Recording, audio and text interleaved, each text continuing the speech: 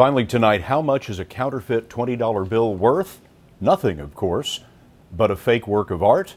Anthony Mason tells us that's real money. The crate, arriving from a London museum, holds one of the star paintings in a new exhibit at the D'Amour Museum in Springfield, Massachusetts. This is being treated as a work of fine art. Curator Colette Lal makes sure it's given the white glove treatment. But it's a fake. It is, yes. But it's a very important fake. A copy of a 1622 Dutch masterpiece, the Procurus, executed in the 1940s by notorious forger Han van Meegeren. This fooled all the great Vermeer scholars.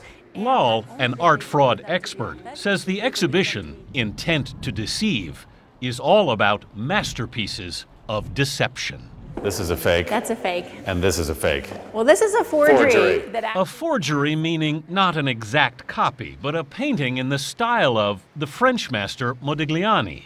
As a forger once said, "If my work hangs in a museum long enough, it becomes real." Anthony Mason, CBS News, Springfield, Massachusetts. How prevalent is forgery in today's market? In today's market, the statistic is that on the market right now, 30 to 40% of the works are forged. This is a show that's created rumbling in the art and museum worlds, an exhibition that dares to pull back the curtain on the grim and often embarrassing reality that for as long as there have been great artists, there have been equally great forgers making a fortune on their heels.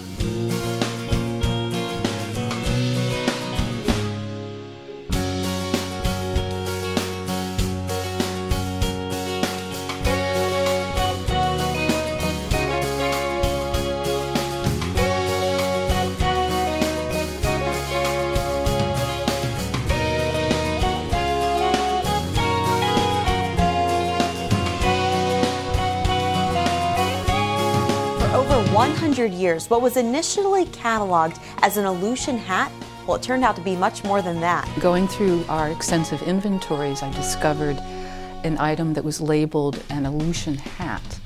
And I had my doubts, and so I did some research on illusion hats and discovered that it did not match what we had in our collections at all.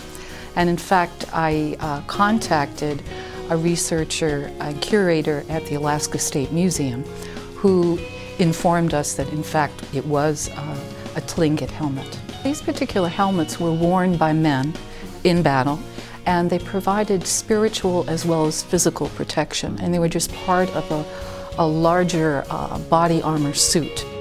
Well, it's truly an exciting, perhaps once-in-a-lifetime discovery for us. Generally, I'm working with the natural history collections, and Ellen works with the anthropology collections. So occasionally we will find some things that may be rare and endangered species or a very special mineral, but you know, this came to light as being a lot more interesting than we first thought. How many of these helmets are in the world? As far as we know, there are less than 100. Wow, that's pretty rare. A lot of them are worldwide, so I believe Harvard has 5, if I'm not mistaken, but many of them are outside of the United States.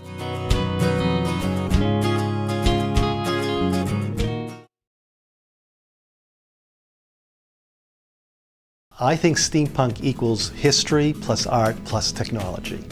It's kind of the what if in science fiction. What if during the Victorian period or the Industrial Age they had modern technology? Springfield was a hotbed of invention and innovation and business and industry in the late 1800s, early 1900s.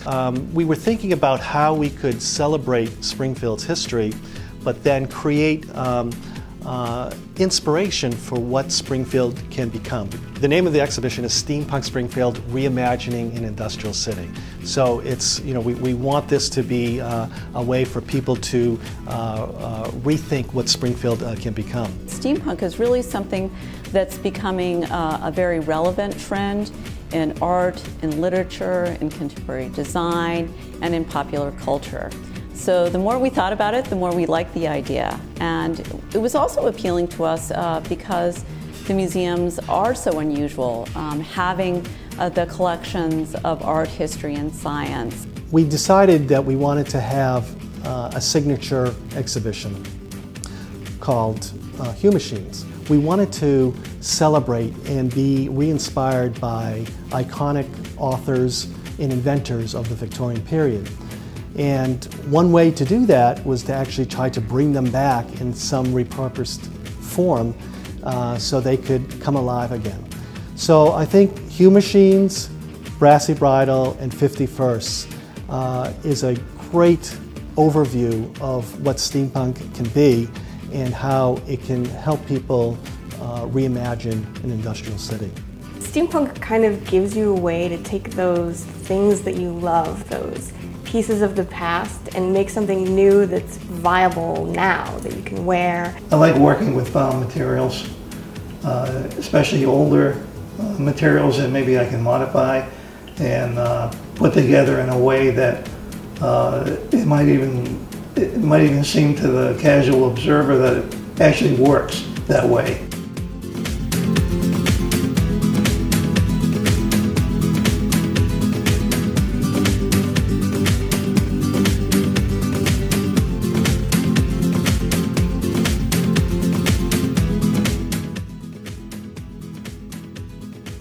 So we're the largest and the oldest conservative Jewish congregation in Western Mass. And this year we marked our centennial. So as part of that, we were thinking, what can we do to sort of celebrate our 100 years? And it occurred to us that our 100-year story really mirrored a lot of the story about the Jewish community and frankly the immigrant community in this area. So what we do is we trace the history in general terms, and then there were 12 panels in the exhibit, and we have panels that are dedicated to the different religious organizations. So we have panels for each of the synagogues over the years. We have a panel about Jewish education. We have a panel about caring for the elderly. It's a very important tradition in the Jewish community, and so there's something about seeing these objects before you, the photographs before you, that really sort of make it come to life.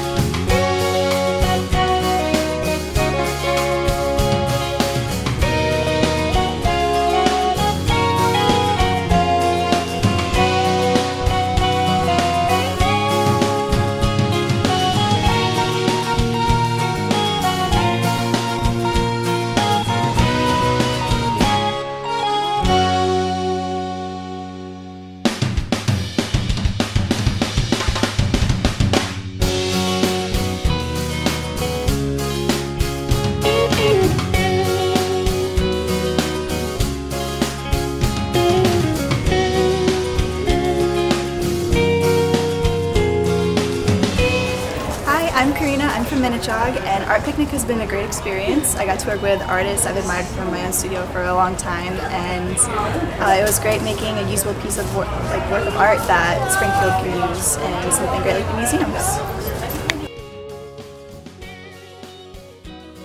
We think the museum school is unique in this area.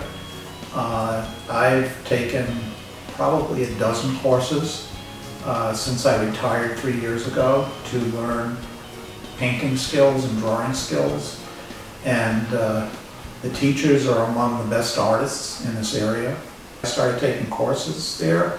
I've mentioned it to a number of other amateur artists in the Northampton and Amherst area, and they've also have started to take courses and have a similar reaction. So we're big fans. Yes, the trips have been, well, we went on the trip, the Amsterdam barge trip, and there were artists that were on as well as an instructor.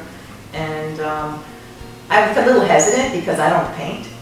But it was a wonderful trip, and I got to sightsee and partake in everything, and wonderful foods, and we made really good friends on the trip as well. We made a decision to make a contribution, for us a significant contribution, to the scholarship fund that the museum school has, so that those who might not otherwise have the financial means to take a course but desire to do so can.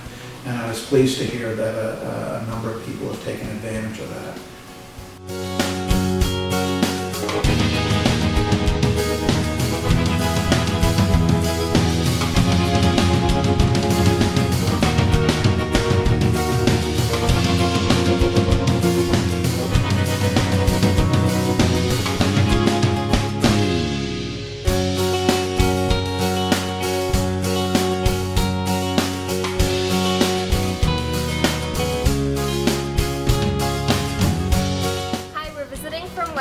My name's Joy Goulet, and we just saw the pop-ups, and it was the best show we ever saw.